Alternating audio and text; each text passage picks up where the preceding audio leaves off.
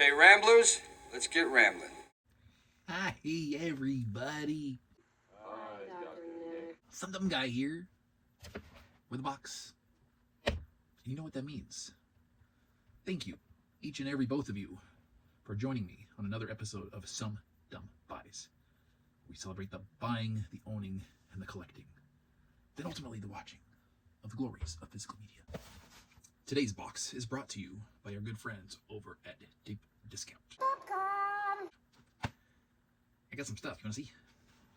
They have themselves a little sale, little gathering of, this is our list. Buy 2, get 10% off, I think. Buy 3 or more, get 15% off. And I said, okay. And I went through my wish list. I'm like, okay. There's a few things on here that qualify for the sale. But let's see what else there is. And I largely, not exclusively, went on a focused journey. And hopefully that journey becomes clear and apparent. I didn't get everything that I ordered because there were anywhere from 1 to 3 titles that are currently out of stock and back ordered. Fortunately, they still qualify for the sale. Not a lot of places will do that. And even their own sales, sometimes they'll say, hey, you can get 10 or 15% off in stock items. So we got a nice little batch here. I thought I'd share them. I hope you want to share them with me, because this is the last small box. I mean, of course, pending my back order stuff coming in. But now we're going to start endearing some behemoths. The next unboxing after this should be a multi-part of Warner Archive collection sale from Movie Zine, my first purchase with them. Also made a substantial purchase through Kino Lorber for their spring and action sale. That one hasn't shipped and may not ship immediately because my titles, there was one that was out of stock, and they don't ship until they have it all. And I'm okay with that for the most part. As much as I like getting things with companies like Deep Discount or Groove. Groovy. Every now and then it can get a little tedious to keep track. Like, okay, I've placed this order, placed that order, maybe I have multiples, maybe I just have one big one, and it's trickling in. Groove, just like they send out their parcels from different locations. So it's like, hey, you order 15 titles, you might end up getting 6 or 7 different packages over the course of like 2 weeks. And you're like, keep going back, have I gotten everything yet? What is this? Oh, hey, that's right, that was another one that was missing. And you're just like, yeah. Well, on a positive note, let's go over, look at, possibly discuss a little of what I did receive. We're gonna start out with I wonder if this is original, like theatrical poster cover art kind of thing, because this is it's got a certain charm. Let's see here, from 1938, black and white at a brisk 56 minutes, 1.37 to 1 aspect ratio. The Three Musketeers was the umbrella title for a series of 51 B-westerns released between 1936 and 1943. 36 to 43, 8-ish years. 51. 51 films. Granted, most were less than an hour long. But it's still pretty impressive. There's this part of me that wants to see about potentially collecting all these. I'm curious, because it is a loose series of sorts. I'm only really interested, I think, in 9 of them as a priority. And why? I'll box it away because it's going to interfere with my stuff and things. This is why.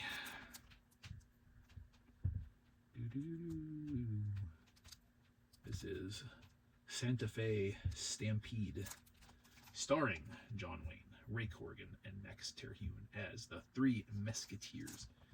John Wayne joined this franchise. He replaced an actor to play a character of what did he play? Did he play Stony Brooks?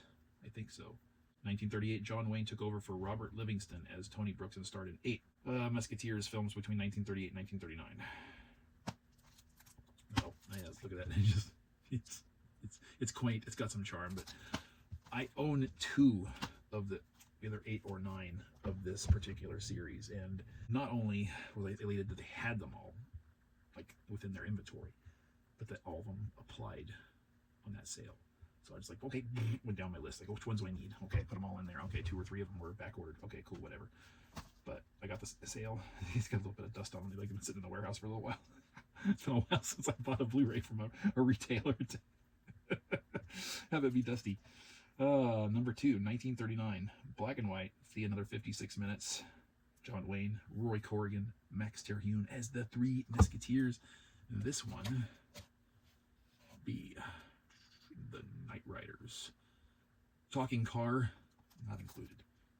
Yeah, Olive Films. Oh yeah, so we're going a little way back machine. George Sherman directed both of these. Yeah, taking the Wayback Machine because I do have a goal. How focused it is or not, I don't know. But I do have one where I would like to obtain every John Wayne title that is available on physical media. Next, this is an interesting packaging. Olive Signature Series. With Olive's reputation, it's kind of interesting to me that they would have a signature series, or they would have a branch of their media department that would be like, hey, I realize our reputation is that we're like level of shit as like Mill Creek, but we've got this premier line over here that's maybe the line of dog shit, I don't know. But like I said, I think they're sometimes are poorly maligned, and some of the reviews I've seen for their quality is at the benchmark of like at least decent, and I'm okay with that considering they're not DVDs and they're not going to likely to see a bump in improvement by any other boutique label. So we're going to take a slight detour here to 1950 at 105 minutes, also black and white, directed by John Ford, starring John Wayne and Maureen O'Hara in one of their multiple screen pairings. We have Rio Grande.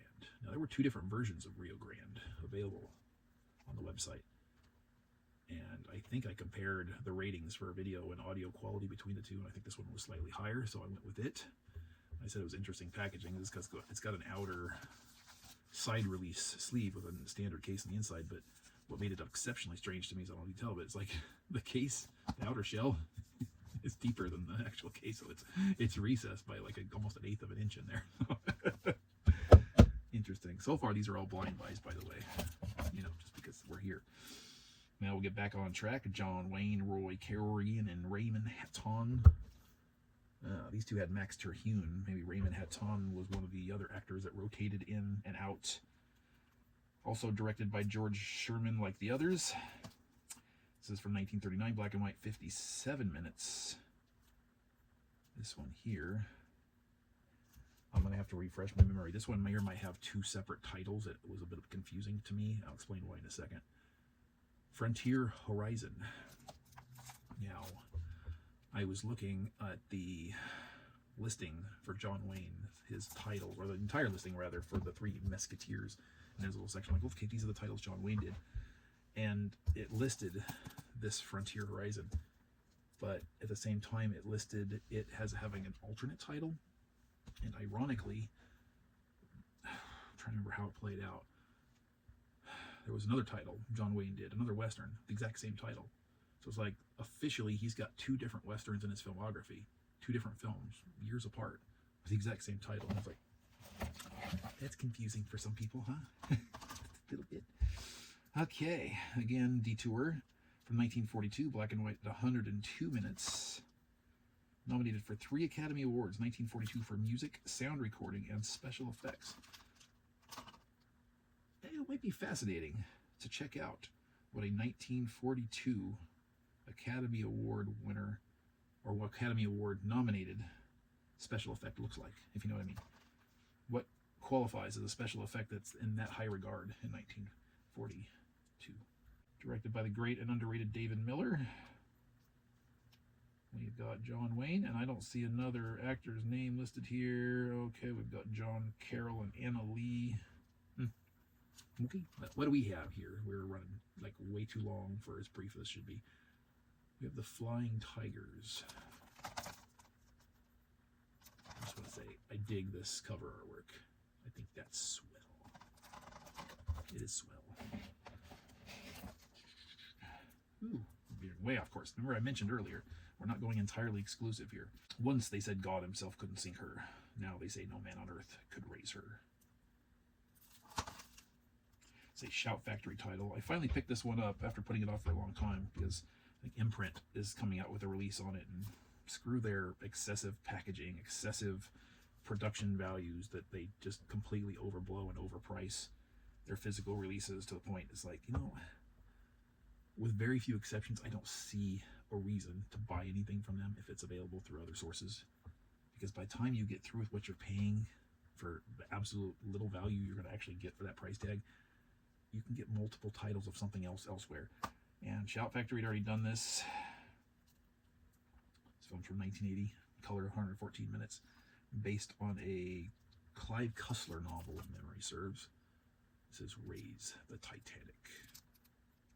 Now, the novel and the film were both created before the Titanic wreckage was ever discovered.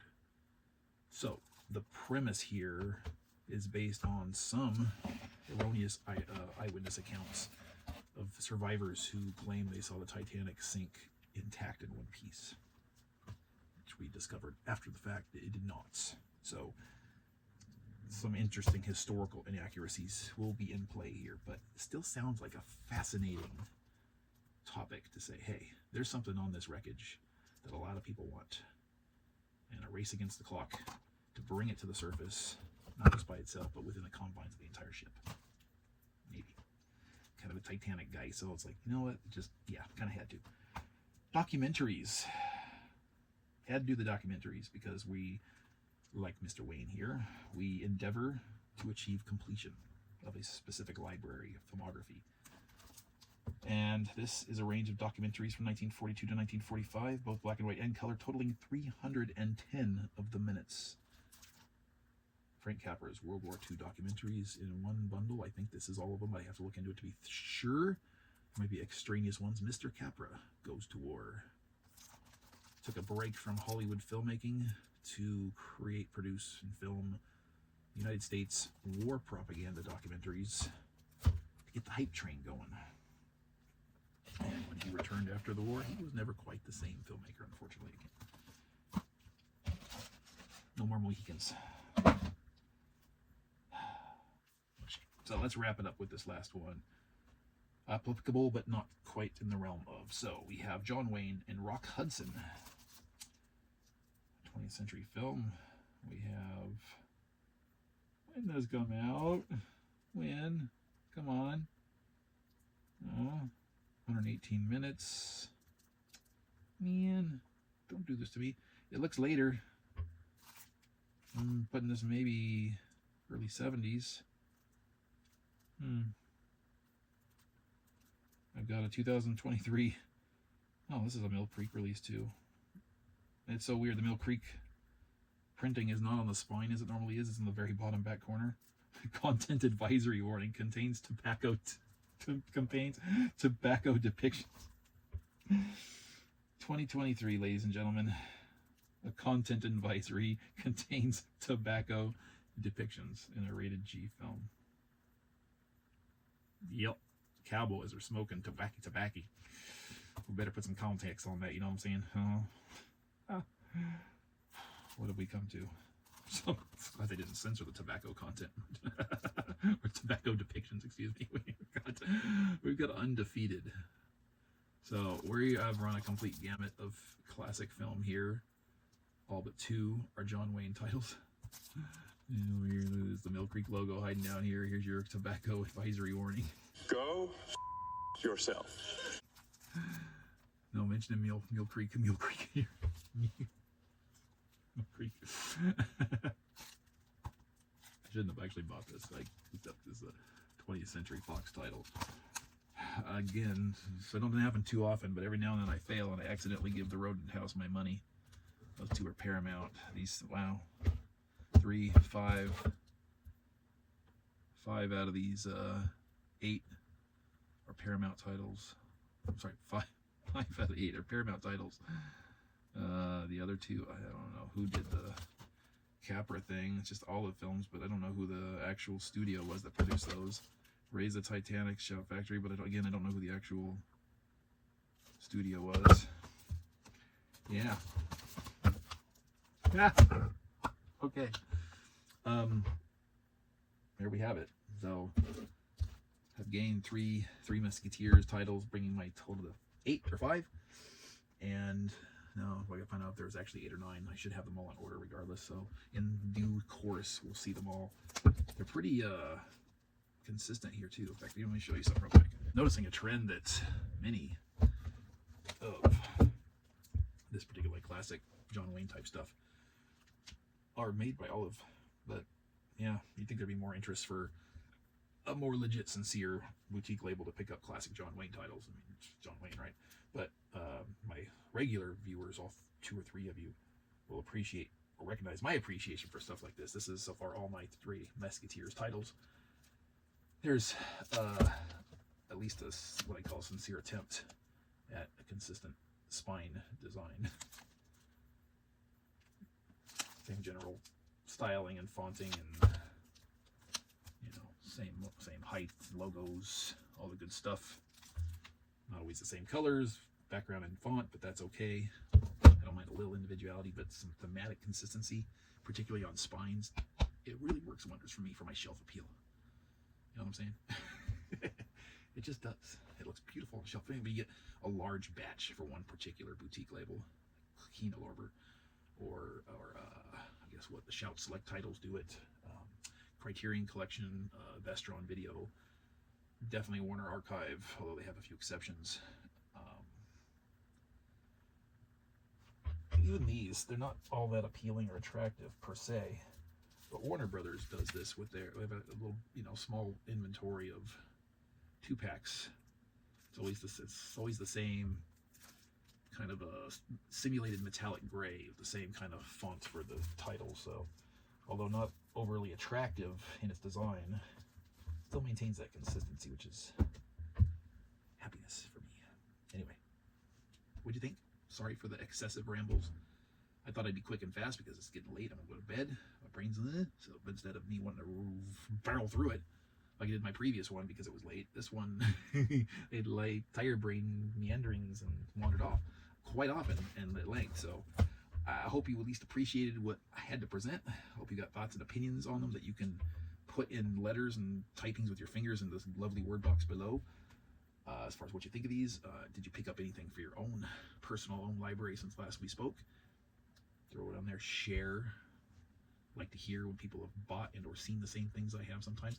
I also like to hear just the opposite for potential recommendations and inspirations for future purchases and additions to my own library. So that's good. And I'm gonna thank you all for being here. I'm gonna head to bed. And until I see you again next time, I'm gonna make like a tree and get out of here. Alan,